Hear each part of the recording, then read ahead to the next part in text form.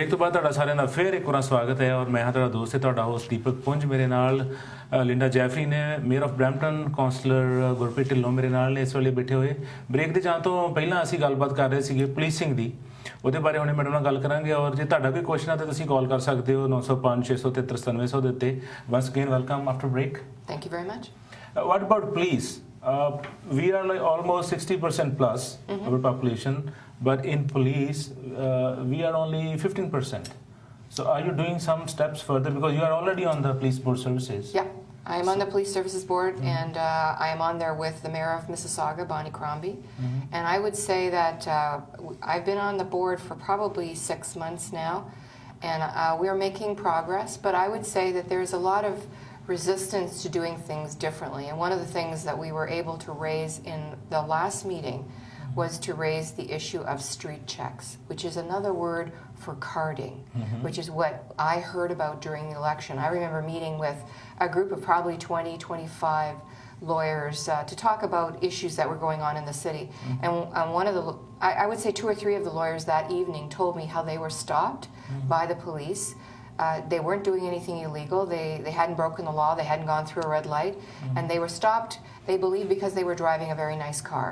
Oh. And I think that there's a concern, a legitimate concern by visible minorities in our community to want to know what the protocol is for the police to stop you, to ask for information. How long do they keep that information? Yes. So Mayor Crombie and I and 2 other members of our board, one of them being Emmerich Alawalia, he's been on the board for a number of years.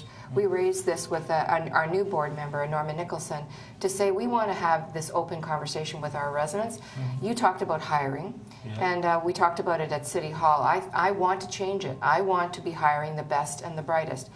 And I think that in our community, that if you have a crisis in your home, if somebody comes in who speaks your language, understands your customs, it lowers the temperature for a family conflict. So it's important to have somebody who speaks your language, understands what's going on in your community, and is respectful to what is happening. So I think this is important. I want different kinds of hiring, but I think part of it is the same problem we have at City Hall. It's the same problem we have at the Police Services Board. The conversation about where you advertise, who you advertise with, to make sure that young people believed that policing may be a career that they might want to pursue. If they don't see somebody that looks like them, who understands their culture, they're not likely to think that that's a career for them. Just as young women may never think of a career in politics unless they see a woman in that role or a young man in that role. That's about hiring, but what about ranking? Don't you think that there is nobody intelligent in our community police services that they are going to be above than sergeant? I think that I'm not in a position to determine whether people should be qualified to do jobs, and I believe it's being discussed right now in the courts. I have confidence that the courts can decide whether people are being treated fairly or not. But I think there's a lot of visible minority police officers in Peel Regional Police who worked very hard to build a career, to do the right thing, and I have to believe that when they challenge the system that the courts will support them. Your own police officer, BJ Sandhu, he challenged the Peel Police. Do you want to tell something about that? I mean, I don't want to talk about a court case that's before the courts. I'm a member of the Police Services Board. It would be inappropriate for me to do that. But I would say I've met a lot of young people that want to apply for the police services in Peel.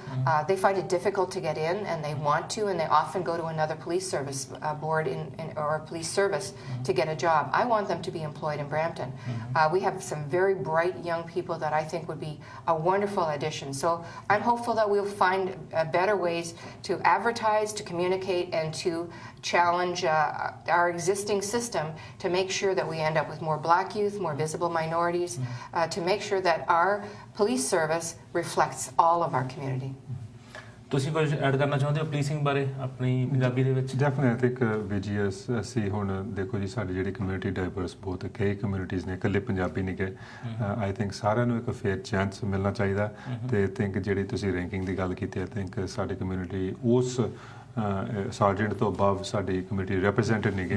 ਤੇ I think ਜਿਹੜਾ ਹੁਣ case ਚੱਲਦਾ ਪਿਆ, hopefully ਜਿਹੜੇ courts ਨੇ ਉਹ ਸਭ ਤੋਂ ਬੈਸਟ ਡਿਸੀਜਨ ਉਹ ਲੈਣਗੇ ਤੇ ਮੈਂ ਚਾਹੁੰਦਾ ਕਿ ਆਪਣੇ ਜਿਹੜੇ ਬੱਚੇ ਨੇ ਉਹ ਡਿਸਕਰੇਜ ਨਾ ਹੋਣ ਉਹ ਇੱਕ ਗੋਲ ਰੱਖਣ ਆਪਣੇ ਵਾਸਤੇ ਕਿ ਮੈਂ ਇੰਸਪੈਕਟਰ ਬਣਾ ਜਾਂ ਮੈਂ ਪੁਲਿਸ ਚੀਫ ਬਣਾ ਜਾਂ ਈਵਨ ਪੋਲਿਟਿਕਸ ਆਪਣੇ ਜਿਹੜੇ ਕੁੜੀਆਂ ਨੇ they want to be the prime minister they can do everything ਪਰ ਆਪਾਂ ਇੱਕ ਕਲਚਰ ਕ੍ਰੀਏਟ ਕਰਨਾ ਇੱਕ ਫੇਅਰਨੈਸ ਦਾ ਇਕੁਆਲਿਟੀ ਦਾ ਇਹ ਸਾਡਾ ਇੱਕ ਗੋਲ ਹੈ In last election, the huge issue was basement apartment. So basement apartments are still illegal in Brampton? No, they aren't, and you're right, it was a huge issue in the course of the election, and I know Gurpreet and I talked about it with a number of groups in the course of the election. I'm a former Minister of Municipal Affairs and Housing, and I know affordable housing is an extremely difficult thing to find in Brampton. We, in fact, have over 12,000 people on the list waiting for affordable housing. That's a lot of people. It's a long time to wait. We have a lot of seniors, a lot of young people who aren't able to afford housing in Peel and often have to leave or move in with other family members in order to get housing. So we as a council decided just a couple of months ago that we would discuss this issue again, and I'm pleased to say that it is no longer illegal. You can register your basement apartment, but we want it to be safe. So you're going to have to work with registering your basement apartment, working with the fire department. A lot of people sometimes make fixes to their homes and might take out a load-bearing wall, may not have that second access. This is about making sure that if you're in trouble, that a fire official can get in and save you and make sure you can get safely extricated if something goes wrong. This is about making sure it's fair, it's safe, and that you can rent out a part of your home if you want to. So it's not just for people who are renting, but also people who bought a home and need a second form of income, because life is expensive. You know, you're trying to put kids through school or take care of your older relatives. We want to make sure that this works in the city, and we are just catching up.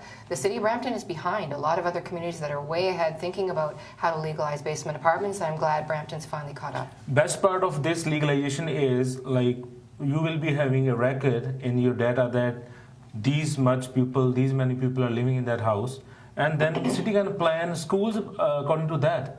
Right now the situation is the schools over there, we don't have sitting capacity, and they are portables only because there are number of students or kids in the basement are more, and city doesn't know that. So when you register a basement apartment, you don't register how many people live in it. So they're not connected that way, but I agree with you. We need a better connectivity between what the city knows from a planning perspective and the conversation we have with school boards. And we have had some early conversations about how we can not only share data, but also share facilities. Because we have a lot of people that want to be able to use the schools after hours, and we want to find a way to make that work, because taxpayers pay for both of those facilities. They pay for their homes and they pay for the schools. We don't want those schools or those parklands sitting idle if there's a group of people or young people, seniors, who want to use those facilities.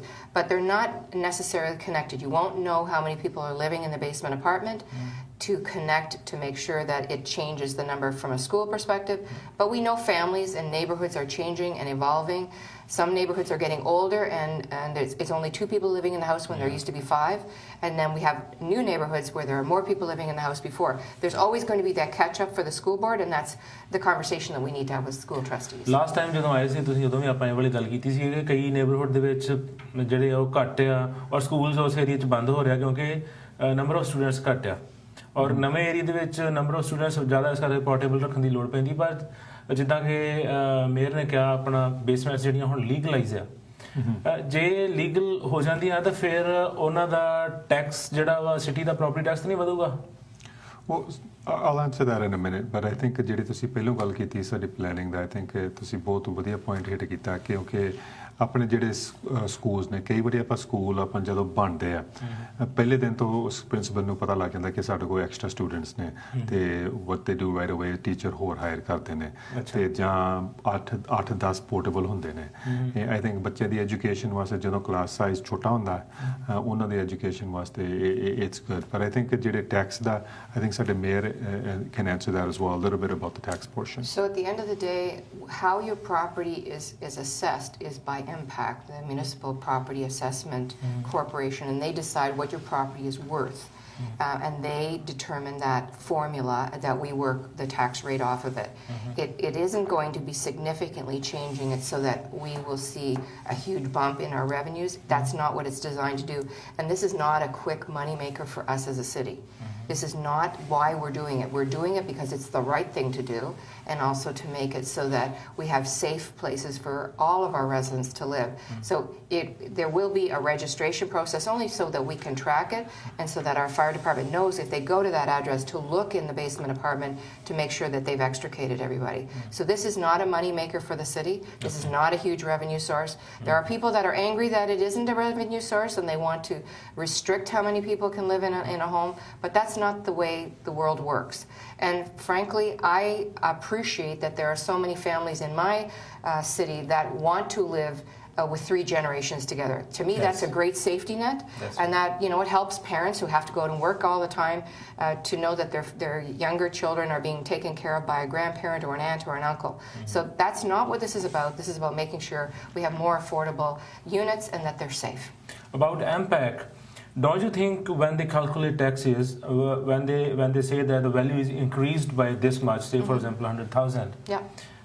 the homeowners who don't want to sell their property, they are sitting over there. Say if they have they bought the place for 500,000 and the value right now is 700,000, they are not selling it. Yeah. So why they have to pay taxes on 700,000? Well, you know, There should be a formula. Sure. Because I'm getting lots of calls on this last time, even when we talked. There should be a formula based on homeowners. If they bought the house at that value, or if their home value is increased, then they are okay. But if they're not selling their home, they want to pay at the same well, amount. I'm not going to get into what impact does for a living, but their job is really to properly appraise what a property is worth from an assessment perspective. And what realtors tell you your house is worth and what you get are often 2 different things. If you're not interested in selling your house, then you're worried that the appraisal is too high. But if you want to sell your house, you're actually happy that the assessment is high. So our job is to make sure everybody is treated fairly. And I would tell you that if you believe that the assessment of your property is not fair, you can challenge it. You can challenge it. You just have to get 3 other properties that are similarly sized, go back and challenge. And I know people who've been successful. So MPAC doesn't always get it right, but they try to find within a certain range of properties what the value of the property is worth. So I think it's something that we as a city want to make sure gets properly and accurately portrayed. But we as a city are focused on the services that surround our residents and to make sure that they're fairly treated. Are you doing something with the signs? Like people are putting signs on stop signs, poles, like they are selling port lights or selling mortgage. Are you really doing something about that? Sure, we have some property standards officers through our enforcement division that go out. They look at property standards, whether people cut their grass, whether cars are parked in fire routes. They look at the signage that goes up, and certainly Gurpreet and I were probably